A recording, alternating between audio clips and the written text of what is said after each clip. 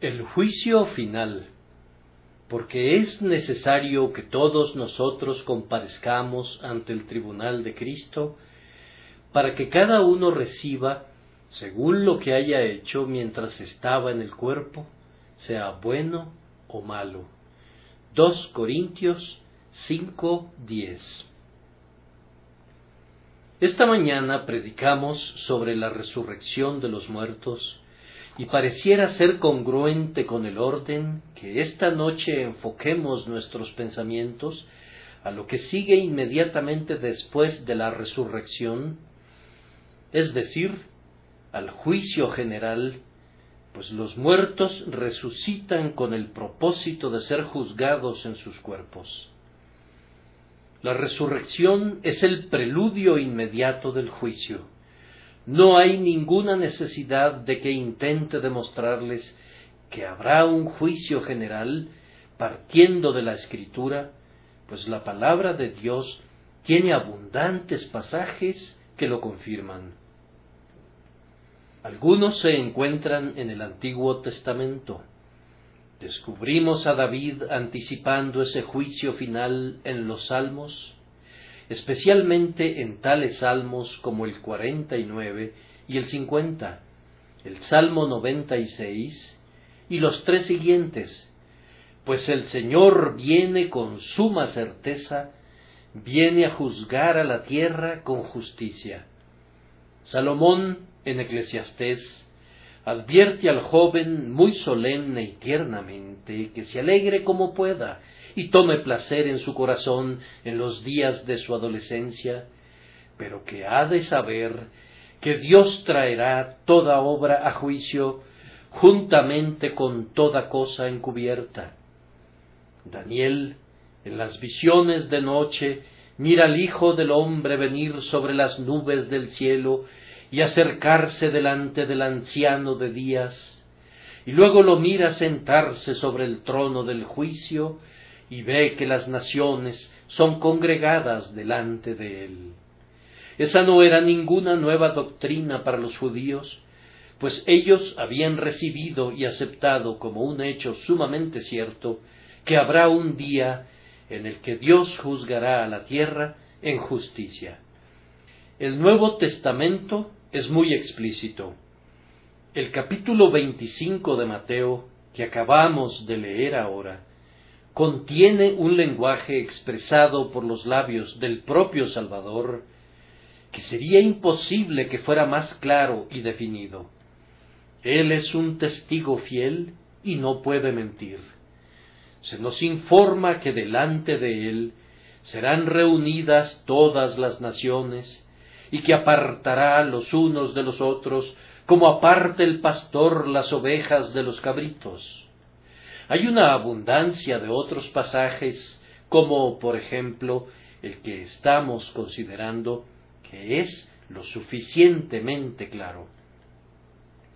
Otro pasaje que podríamos citar se encuentra en la segunda epístola a los tesalonicenses, en su primer capítulo, del versículo 7 al 10. Leámoslo.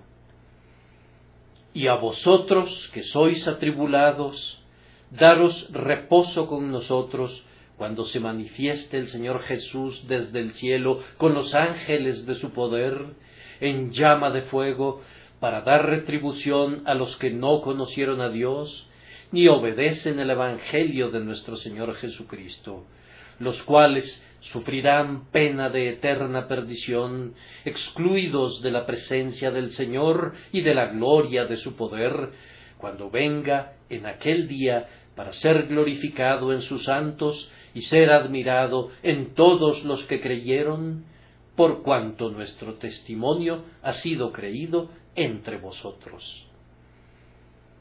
El libro de Apocalipsis es muy gráfico en su descripción de ese último juicio general. Vayamos al capítulo 20 y a los versículos 11 y 12. El vidente de Patmos dice: Y vi un gran trono blanco, y al que estaba sentado en él, de delante del cual huyeron la tierra y el cielo, y ningún lugar se encontró para ellos. Y vi a los muertos, grandes y pequeños, de pie ante Dios, y los libros fueron abiertos, y otro libro fue abierto, el cual es el libro de la vida. Y fueron juzgados los muertos por las cosas que estaban escritas en los libros, según sus obras. No tendría el tiempo suficiente para citarles todas las Escrituras. El Espíritu Santo asevera una y otra vez, y su palabra es verdad, que habrá un juicio de los vivos y de los muertos. Junto a ese testimonio directo, debe recordarse que hay un argumento poderoso de que así tiene que ser necesariamente, que parte del hecho de que Dios, como gobernante de todos los hombres, es justo. Todos los gobiernos humanos practican sesiones en sus tribunales. El gobierno no podría ser ejercido sin sus días de sesión y de juicio, y en la medida en que hay evidentemente pecado e iniquidad en este mundo, puede anticiparse razonablemente que habrá un momento en el que Dios recorra su circuito y cite a los prisioneros delante de él, cuando los culpables recibirán su condenación. Juzguen por ustedes mismos. ¿Es este estado presente la conclusión de todas las cosas? Si así fuera, ¿qué evidencia aducirían acerca de la justicia divina a la luz del hecho de que las mejores personas son a menudo las más pobres y las más afligidas de este mundo, mientras que los peores seres adquieren riquezas, practican la opresión y reciben el homenaje de la multitud? ¿Quiénes son aquellos que están subidos sobre las alturas de la tierra? ¿No son los grandes transgresores que por sendas de víctimas cubiertas subieron a la cumbre soberana y de la tierna compasión las puertas cerraron a la miseria humana? ¿Dónde están los siervos de Dios? Con suma frecuencia están hundidos en el sufrimiento y en la oscuridad. No se sientan como Job en medio de ceniza, sin que nadie se apiade de ellos, y son más bien objeto de muchos reproches.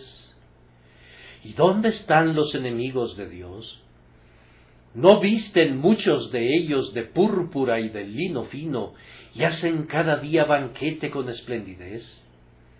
Si no hubiese un más allá, entonces Epulón se lleva la mejor parte, y el hombre egoísta que no le teme a Dios es, después de todo, el más sabio de los hombres, y ha de ser encomiado más que sus semejantes. Pero no puede ser así. Nuestro sentido común se revela ante ese pensamiento. Tiene que haber otro estado en el que sean rectificadas todas esas anomalías. Si en esta vida solamente esperamos en Cristo, somos los más dignos de conmiseración de todos los hombres, dice el apóstol. Los mejores hombres fueron conducidos a los peores infortunios en los tiempos de persecución por ser siervos de Dios. ¿Cómo afirmas entonces, finis coronat opus, el fin corona la obra? Eso no podría ser el desenlace final de la vida, o de lo contrario, la justicia misma se vería frustrada. Tiene que haber una restitución para aquellos que sufren injustamente, y tiene que haber un castigo para el inicuo y el opresor. No sólo puede afirmarse esto a partir de un sentido general de justicia, sino que en la conciencia de la mayoría de los hombres, si no es que en todos, hay un asentimiento para ese hecho. Como dice un viejo puritano, Dios sostiene una audiencia en un tribunal de jurisdicción limitada, es decir, en la conciencia de todo hombre, que es el anticipo del juicio que sostendrá tarde o temprano, pues casi todos los hombres se juzgan a sí mismos, y su conciencia les indica qué cosa está mal y qué cosa está bien. Digo casi todos, porque pareciera que hay en esta generación una raza de hombres que han atrofiado de tal manera a su conciencia, que la chispa pareciera haberse apagado, y entonces toman lo amargo por dulce y lo dulce por amargo. Parecieran aprobar la mentira, pero no reconocen a la verdad. Pero si dejan en paz a la conciencia y no la atrofian, verán que da testimonio de que hay un juez de toda la tierra que ha de hacer lo que es justo. Ahora, ese es peculiarmente el caso cuando se le da rienda suelta a la conciencia. Los hombres que están ocupados con su trabajo o que están entretenidos con sus placeres mantienen a menudo tranquilas a sus conciencias. Tal como lo expresa John Bunyan, encierran a la señora conciencia, ciegan sus ventanas, ponen barricadas contra sus puertas, y en cuanto a la gran campana ubicada sobre el techo de la casa que la vieja dama estaba habituada a repicar, le cortan la cuerda al badajo para que ella ya no pueda alcanzarlo, pues no desean que perturbe a la ciudad de alma humana. Pero cuando llega la muerte, sucede con frecuencia que la señora conciencia escapa de su prisión, y entonces les garantizo que hará un barullo tal que no habrá ni una sola cabeza que duerma en toda alma humana. Conciencia dará voces y se vengará por su obligado silencio, y hará saber al hombre que hay algo en su interior que no está muerto, que grita todavía pidiendo justicia, y que el pecado no puede quedar sin castigo. Entonces tiene que haber un juicio. La Escritura lo asevera, y eso nos basta, pero por vía de evidencia colateral, el orden natural de las cosas así lo requiere, y la conciencia lo atestigua. Ahora vamos a considerar lo que dice nuestro texto acerca del juicio.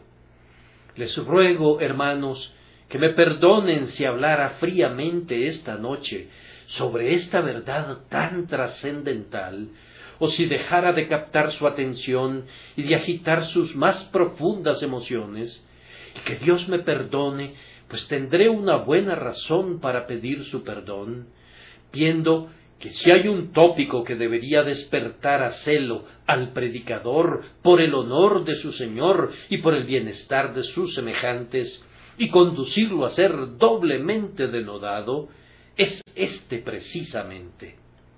Pero permítanme decirles también que si hubo alguna vez un tema muy independiente del predicador que por sus propios méritos debería invitar a la reflexión de ustedes, es el que ahora les presento.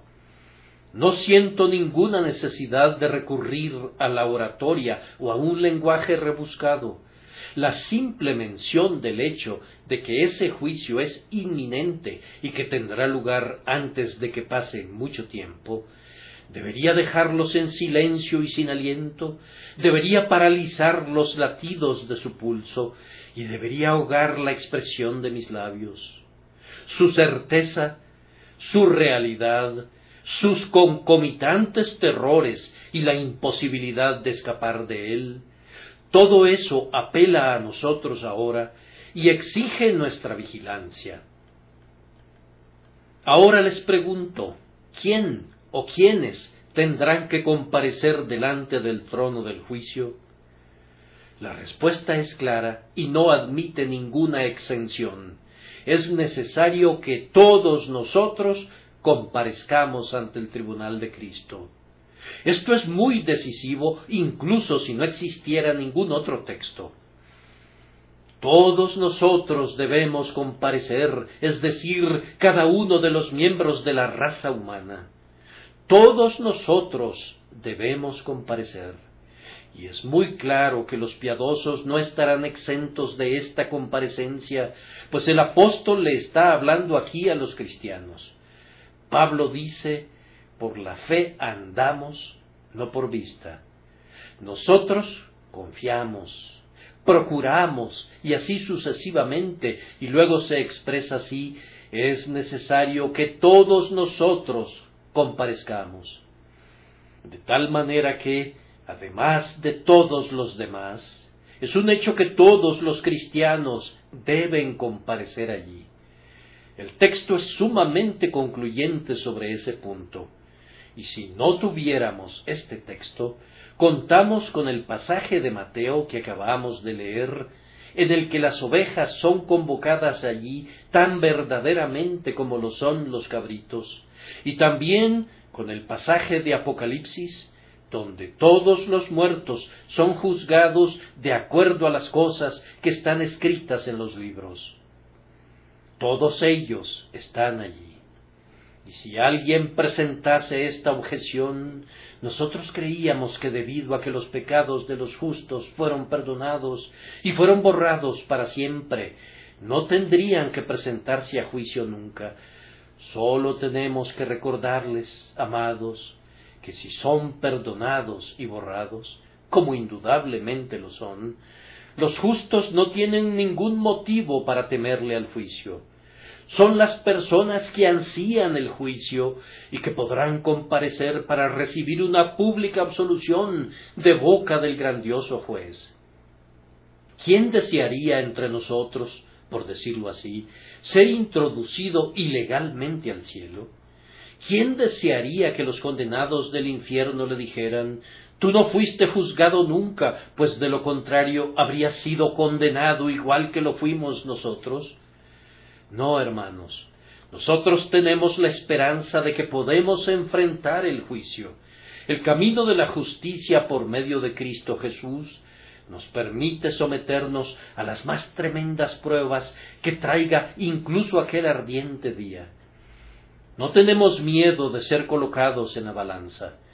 Incluso deseamos aquel día cuando nuestra fe en Jesucristo será fuerte y firme, pues decimos: ¿quién es el que condenará? Podemos desafiar al día del juicio. ¿Quién es el que nos acusará de algo en aquel día o en cualquier otro día, puesto que Cristo murió y ha resucitado? Es necesario que los justos estén allí para que no haya ninguna parcialidad de ningún tipo en esa materia, para que todo sea claro y recto, y para que se vea que las recompensas de los justos, aunque son por gracia, se otorgan sin ninguna violación de la más rigurosa justicia. Amados hermanos, qué gran día será para los justos, pues algunos de ellos fueron objeto, tal vez algunos de los presentes lo sean, de alguna muy terrible acusación de la cual son perfectamente inocentes. Todo será aclarado entonces, y esa será una gran bendición de aquel día. Habrá una resurrección de reputaciones, así como de cuerpos. Los hombres llaman necios a los justos. Entonces resplandecerán como el sol en el reino de su Padre. Les dieron caza hasta matarlos, como si no fueran aptos para vivir. En los primeros tiempos arrojaban contra los cristianos acusaciones de un carácter tan terrible que yo consideraría una vergüenza mencionar. Pero entonces todos ellos serán exonerados, y aquellos de quienes el mundo no era digno, que fueron acorralados y perseguidos por todas partes y obligados a morar en las cavernas de la tierra, saldrán como seres dignos, y el mundo reconocerá a su verdadera aristocracia, y la tierra reconocerá a su verdadera nobleza. Los hombres cuyos nombres el mundo desechó como inicuos, serán tenidos entonces en gran estima, pues quedarán limpios y transparentes, sin mancha ni arruga. Es bueno que haya un juicio para los justos, para su exoneración, para su vindicación, y que sea público, desafiando las hostilidades y las críticas de toda la humanidad. Es necesario que todos nosotros comparezcamos. Cuán vasta asamblea será, cuán prodigiosa reunión de la raza humana entera. Cuando meditaba sobre este tema, se me ocurrió preguntarme, ¿cuáles habrán de ser los pensamientos de nuestro padre Adán al comparecer allí con nuestra madre Eva y mirar a su progenie? Será la primera vez que tenga la oportunidad de ver reunidos a todos sus hijos. ¿Qué espectáculo contemplará entonces, el cual cubrirá vastas extensiones, todo el globo que habitan, suficiente no sólo para poblar las llanuras de toda la tierra, sino para coronar las cimas de sus montes y cubrir incluso las olas del mar? Tan incontable habrá de ser la raza humana, cuando todas las generaciones que han vivido jamás o que vivirán jamás resuciten a la vez. ¡Oh, qué espectáculo será! ¿No es demasiado maravilloso para que lo esboce nuestra imaginación? Sin embargo, es muy cierto que la asamblea será convocada y que el espectáculo será contemplado. Cada uno de los seres antediluvianos, cada uno de los seres de los días de los patriarcas, de los tiempos de David, del reino de Babilonia, todas las legiones de Asiria, todas las huestes de Persia, todas las falanges de Grecia, todos los vastos ejércitos y las legiones de Roma, los bárbaros, los escitas, los esclavos, los libres, hombres de todo color y de toda lengua, estarán presentes en aquel gran día delante del tribunal de Cristo. Allá vienen los reyes que no son más grandes que los hombres a quienes llaman sus vasallos. Allá vienen los príncipes que se han quitado sus diademas, pues deben comparecer como seres humanos comunes. Acá vienen los jueces para ser ellos mismos juzgados, y también los abogados y los legistas, que ahora necesitan un defensor para su propio caso. Aquí vienen aquellos que se consideraban demasiado buenos y que acaparaban toda la calle para sí. Allí están los fariseos, recibiendo los empellones de los publicanos a sus costados y reducidos al mismo nivel natural que ellos. Observen a los campesinos que se levantan del suelo, vean a las pululantes miríadas que vienen para comparecer desde las afueras de las grandes ciudades, incontables huestes que ni Alejandro ni Napoleón contemplaron jamás. Vean cómo el siervo es tan grande como su Señor. Ahora se proclama libertad, igualdad, fraternidad. Ni los reyes, ni los príncipes, ni los nobles pueden refugiarse detrás de su orden, ni afirmar algún privilegio o reclamar alguna inmunidad. Iguales sobre un nivel común, comparecen todos juntos para ser juzgados por el último y terrible tribunal. Vendrán los malvados de todo tipo.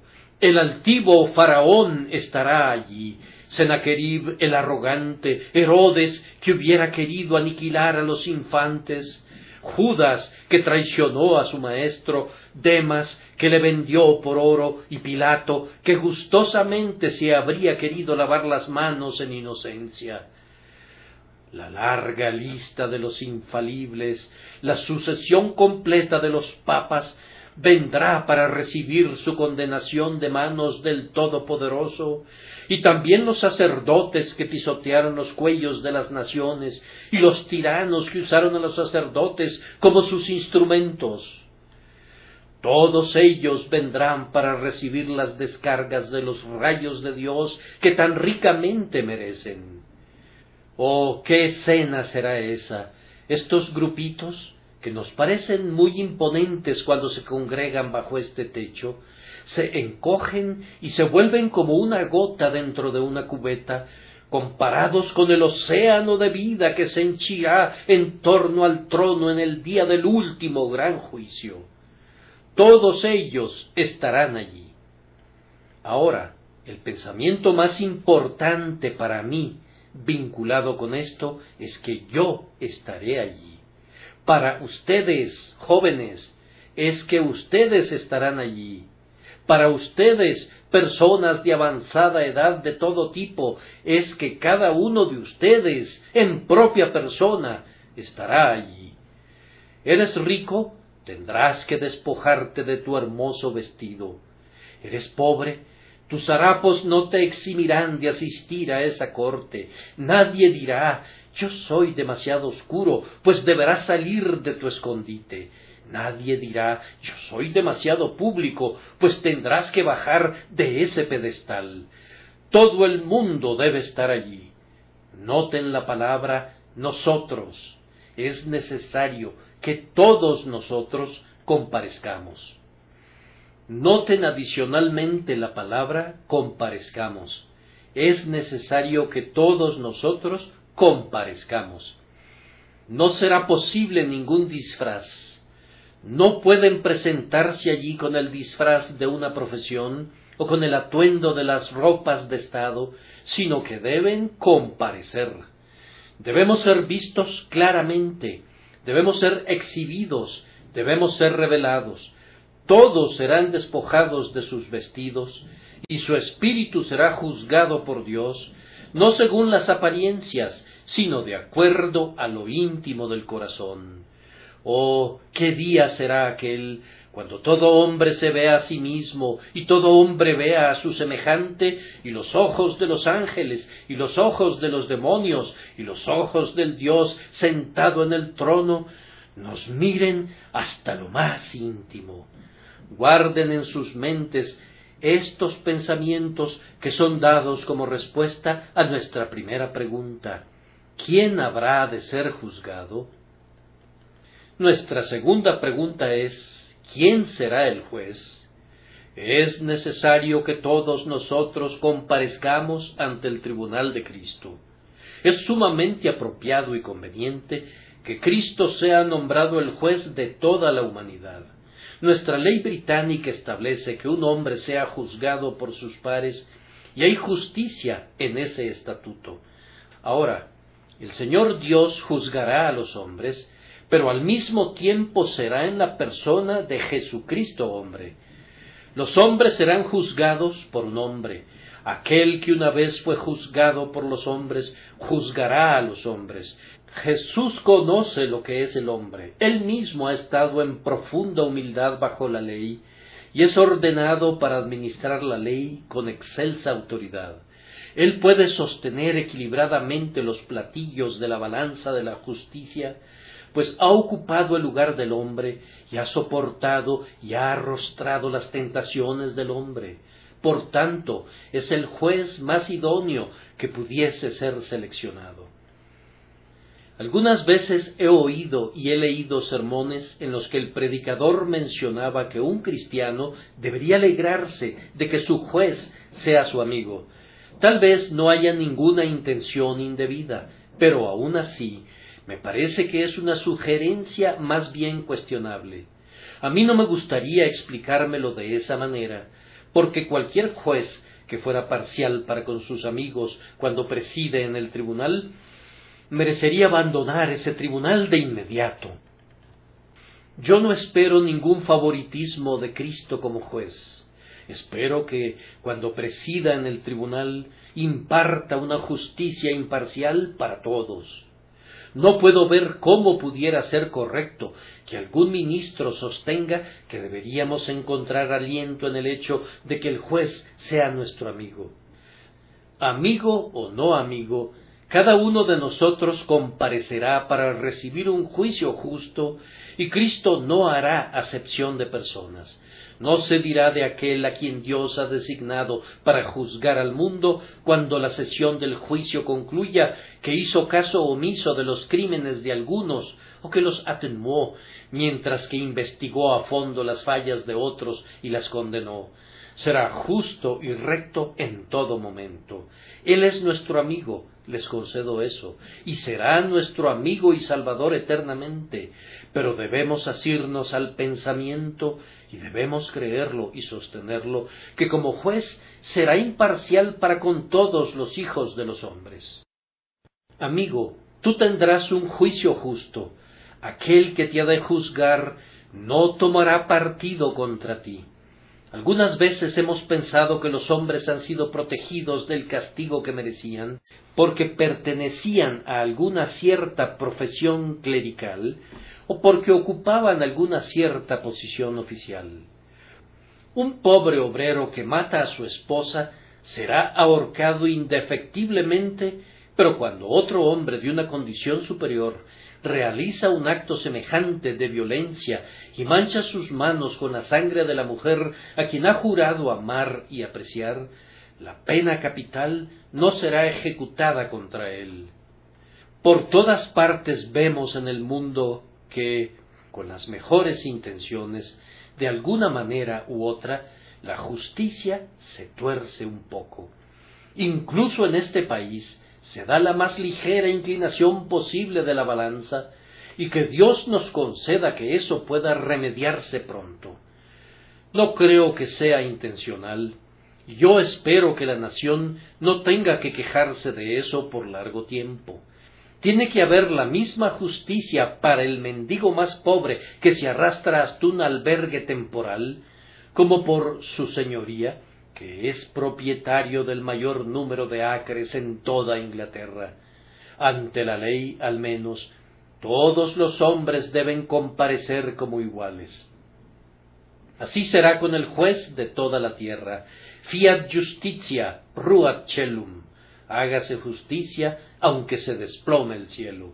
Cristo sostendrá a toda costa las balanzas equilibradas. Tú tendrás un juicio justo y también un juicio exhaustivo. No habrá ningún ocultamiento de nada a tu favor, y no se quedará sin mencionar nada en tu contra. Ningún testigo será transportado al otro lado del mar para que no pueda comparecer. Todos ellos estarán allí, y todo el testimonio estará allí, y todo lo que se necesite para condenar o absolver será presentado en plena sesión durante el juicio, y por esta razón será un juicio final. No habrá ninguna apelación ante esa corte. Si Cristo dice malditos, malditos serán eternamente. Si Cristo dice benditos, benditos serán por siempre jamás. Bien, esto es lo que hemos de esperar entonces, que hemos de comparecer ante el trono del hombre Cristo Jesús, el Hijo de Dios, para ser juzgados allí.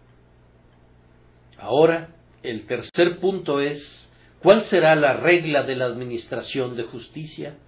El texto dice, para que cada uno reciba según lo que haya hecho mientras estaba en el cuerpo, sea bueno o malo. Entonces parecería que nuestras acciones serán tomadas como evidencia al final. Nuestras acciones serán tomadas como evidencia al final, y no nuestra profesión, ni nuestras jactancias, y todo hombre recibirá de acuerdo a lo que ha hecho en el cuerpo. Eso implica que todo lo hecho por nosotros en este cuerpo será conocido. Todo está registrado y todo será sacado a la luz. En consecuencia, cada pecado secreto será publicado en aquel día. Lo que fue hecho en el aposento, lo que fue ocultado por las tinieblas, todo lo secreto, será publicado como desde el techo de la casa. Con extremo cuidado lo has ocultado y muy diestramente lo has cubierto, pero para asombro tuyo será dado a conocer para que forme parte de tu juicio. Tanto las acciones hipócritas como los pecados secretos serán puestos al descubierto allí. El fariseo que devoró la casa de la viuda y que hizo largas oraciones, se encontrará con que la casa de la viuda es presentada en su contra, lo mismo que las largas oraciones, pues se entenderá entonces que cada larga oración no fue sino una larga mentira contra Dios de principio a fin. Oh, cuán hermosas podemos hacer que se vean algunas cosas con la ayuda de la pintura y del barniz y de los adornos, pero en el último día el barniz y el recubrimiento se caerán, y el verdadero metal, la sustancia real, quedará entonces al descubierto. Cuando se dice que todo lo que se haga en el cuerpo será presentado como evidencia, ya sea en contra nuestra o a favor nuestro, recuerden que esto incluye toda omisión, así como toda comisión, pues aquello que debía ser hecho y no fue hecho es tan grave pecado como hacer lo que no debía hacerse. Cuando leíamos el capítulo 25 de Mateo, notaron cómo los que estaban a la izquierda fueron condenados, no por lo que hicieron, sino por lo que no hicieron. Tuve hambre y no me disteis de comer. Tuve sed y no me disteis de beber. Según esta regla, ¿dónde se encuentran algunos de ustedes que han vivido en el descuido de la santidad y en el descuido de la fe y en el descuido del arrepentimiento delante de Dios a lo largo de todos sus días? Considérenlo, se los ruego. Recuerden también que todas nuestras palabras saldrán a relucir.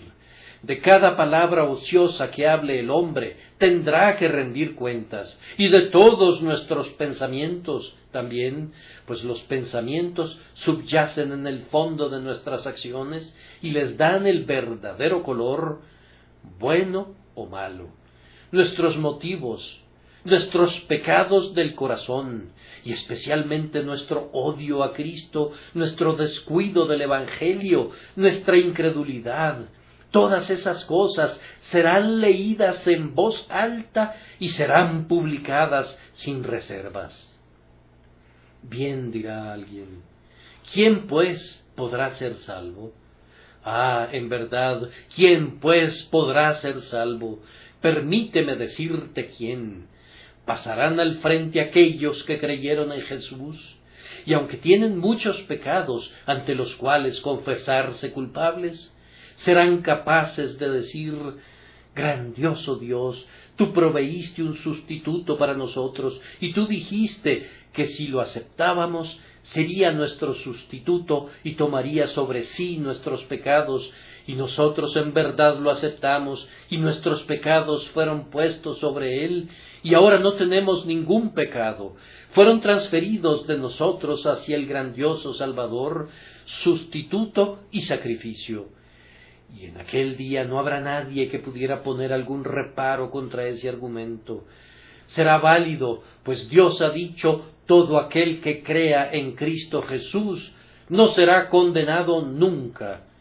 Entonces serán presentadas las acciones de los justos, las acciones de gracia, para demostrar que tuvieron fe, pues la fe que no se manifiesta nunca mediante buenas obras es una fe muerta, y es una fe que nunca salvará a ningún alma. Ahora, si el ladrón moribundo fuera presentado, diría: mis pecados fueron puestos sobre Jesús. Sí, pero ¿qué hay de tus buenas obras? Tú tienes que tener alguna evidencia de tu fe, podría replicar Satanás. Entonces el ángel registrador diría: el ladrón moribundo le dijo a su compañero ladrón que estaba muriendo con él: ¿por qué razón maldices? En sus últimos momentos hizo lo que pudo. Censuró al ladrón que moría con él e hizo una buena confesión de su Señor. Allí tenemos la evidencia de la sinceridad de su fe. Amado oyente, ¿habrá alguna evidencia de la sinceridad de tu fe? Si tu fe no tuviera ninguna evidencia delante del Señor, ¿qué harás? Supón que pensaste que tenías una fe, pero continuaste bebiendo. Supón que hiciste lo que yo sé que han hecho algunos aquí, que fuiste directo de aquí a la cantina. O suponte que te uniste a la iglesia cristiana, pero seguiste siendo un borracho. Sí, y hay mujeres que han hecho eso igual que también hombres. Supón que profesaste tener fe en Cristo y sin embargo hiciste trampa con tus pesas y medidas y en tus tratos rutinarios. ¿Piensas que Dios no requerirá estas cosas de tus manos? Oh, señores, Si no fueran mejores que otros hombres en su conducta, entonces no son mejores que otros hombres en su carácter, y no estarán mejor que otros hombres en el día del juicio.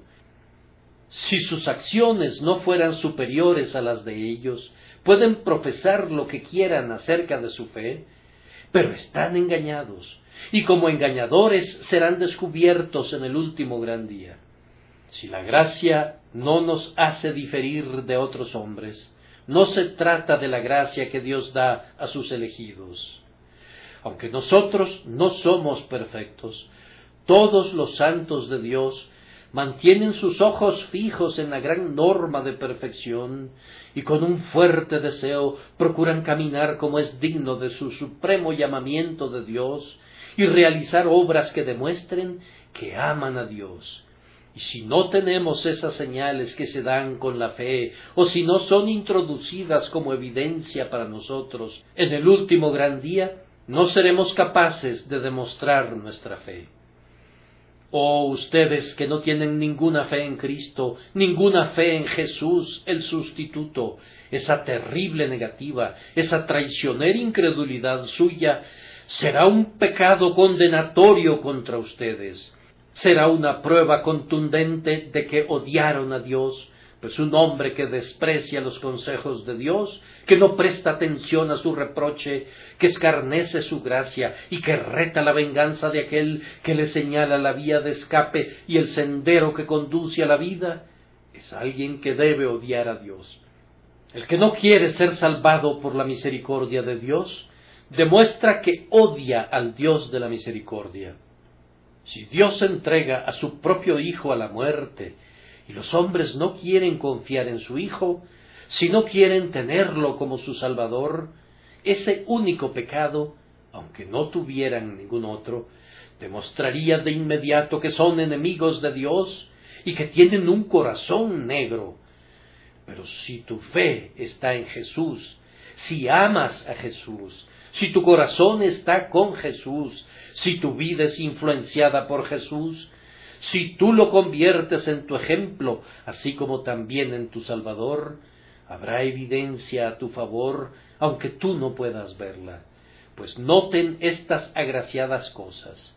Cuando la evidencia fue presentada y Cristo dijo: tuve hambre y me disteis de comer, tuve sed y me disteis de beber, ellos dijeron: oh Señor, nunca nos dimos cuenta de eso.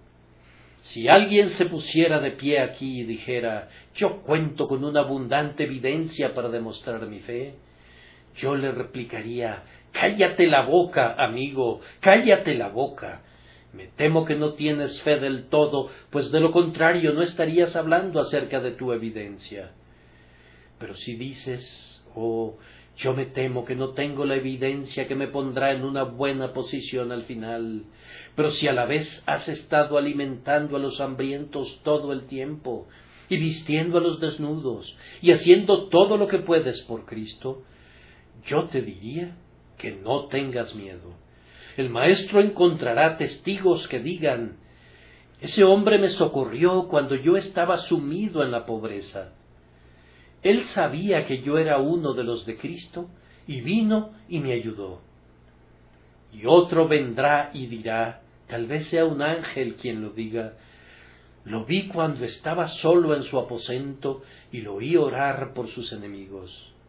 Y el Señor dirá: leí en su corazón cuando contemplé cómo aguantó el reproche y la calumnia y la persecución, y se quedaba sin responder por mi causa. Él hizo todo eso como evidencia de que mi gracia estaba en su corazón. Tú no tendrás que poner los testigos, el juez los llamará, pues él sabe todo acerca de tu caso, y conforme llame a los testigos, tú te sorprenderás al descubrir cómo incluso los impíos se verán obligados a consentir en la justa salvación de los justos. Oh, los actos secretos y la verdadera sinceridad del corazón de los justos, cuando sean manifestados así, ¿Cómo provocarán que los diablos se muerdan su lengua, llenos de ira al pensar que hubo tanta gracia dada a los hijos de los hombres para derrotar a la persecución, vencer a la tentación y seguir en obediencia al Señor? Oh, sí, las obras de los hombres, y no su habladuría, ni su profesión, ni su plática, sino sus obras, aunque nadie será salvado por los méritos de sus obras. Sus obras serán la evidencia de su gracia, o sus obras serán la evidencia de su incredulidad. Y así, por sus obras se sostendrán delante del Señor, o por sus obras serán condenados como evidencia y nada más. El último punto es ahora, ¿cuál es el propósito de ese juicio? Se impartirá una sentencia absolutoria o condenatoria y después todo habrá concluido. Lejos de eso, el juicio es con miras al más allá, para que cada uno reciba según lo que haya hecho mientras estaba en el cuerpo. El Señor concederá a su pueblo una abundante recompensa por todo lo que han hecho. No es que merezcan ninguna recompensa, sino que primero Dios les dio gracia para hacer buenas obras, y luego tomó sus buenas obras como evidencia de un corazón renovado, y después les dio una recompensa por lo que hicieron. Oh, qué bienaventuranza será oír que se te diga: bien, buen siervo y fiel, a ti que has trabajado para Cristo cuando nadie lo sabía, descubrir que Cristo te tomó todo en cuenta, a ti que serviste al Señor a pesar de ser tergiversado, descubrir que el Señor Jesús apartó el tamo del trigo sabiendo que tú eras alguien precioso para Él. Oh, qué bienaventuranza será para ti que entonces Él te diga: entra en el gozo de tu Señor. Pero para los impíos será muy terrible. Ellos han de recibir las cosas que han hecho, es decir, el castigo debido, aunque no todos de igual manera, sino el mayor pecador recibirá mayor condenación. Para el hombre que pecó contra la luz, habrá una mayor condenación que para el hombre que no tuvo la misma luz. Sodoma y Gomorra tendrán su lugar, Tiro y Sidón tendrán su lugar, y luego Capernaum y Betsaida tendrán su lugar de más intolerable tormento, porque tenían el Evangelio y lo rechazaron, según nos informa nuestro propio Señor. Y el castigo no sólo será aplicado en proporción a la transgresión en sí misma, sino que se acrecentará con las inicuas consecuencias generadas por los inicuos actos realizados, ya que cada hombre habrá de comer el fruto de sus propios caminos. El pecado, según el orden natural, madura en aflicción. Esto no es un ciego destino, sino que es la operación de una ley divina, sabia e invariable. Oh, cuán terrible será para el hombre malicioso tener que roer eternamente su propio corazón envidioso y descubrir que su malicia se le revierte tal como los pájaros vienen a casa para anidar y ulular para siempre en su propia alma. Cuán terrible será para el hombre lascivo sentir la lascivia ardiendo en cada vena, aunque nunca puede gratificarla. Cuán terrible será para el borracho tener una sed que ni siquiera una gota de agua puede apaciguar, y para el glotón que hacía cada día banquete con esplendidez, estar hambriento perpetuamente. Cuán terrible será para el alma que ha sido iracunda, ser iracunda para siempre, con el fuego de la ira ardiendo eternamente como un volcán en su alma. Y para el rebelde contra Dios, ser sempiternamente un rebelde y maldecir a Dios, a quien no puede tocar, y descubrir que sus maldiciones se revierten sobre él. No hay peor castigo para un hombre con una disposición pecaminosa que gratificar sus lascivias, saciar sus perversas propensiones y multiplicar y engordar sus vicios. Dejen que los hombres se desarrollen y sean lo que quieran ser, y luego vean en qué se convierten. supriman a los policías en algunas partes de Londres y denles a las gentes dinero en abundancia y déjenlas hacer lo que quieran. Entonces se enterarían que el sábado pasado hubo media docena de cráneos fracturados y que las esposas y los hijos estuvieron involucrados en una reyerta general.